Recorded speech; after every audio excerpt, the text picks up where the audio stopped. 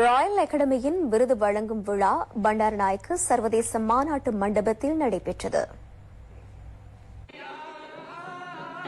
மனிதவள மேலாண்மை, மனவள கலை நிபுணத்துவம், ஆங்கில மொழி ஆய்வுகள் ஆகிய துறைகளில் கற்றலை நிறைவு செய்த 515 மாணவர்களுக்கு டிப்ளோமா சான்றிதழ்கள் வழங்கப்பட்டன.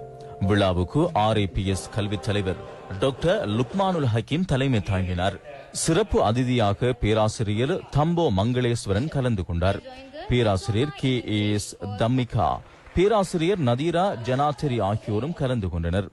மூத்த ஊடகவியலாளரும் கவுன்சில் இயக்குநர் குழு உறுப்பினருமான ஜெயரஞ்சன் யோகராஜ் விழாவை பெருமைப்படுத்தினார். இந்தியாவைச் சேர்ந்த டாக்டர் பர்வின் சுல்தானா விசேட உரை நிகழ்த்தினார். அவர் தனது ஊக்கமளிக்கும் முறையில் கற்றல் பழக்கங்கள், தன்னிச்சையான தகவல் தேடல் மற்றும் அனுபவம், சிந்தித்தல் போன்ற விடயங்களில் முக்கியத்துவத்தை வலியுறுத்தினார்.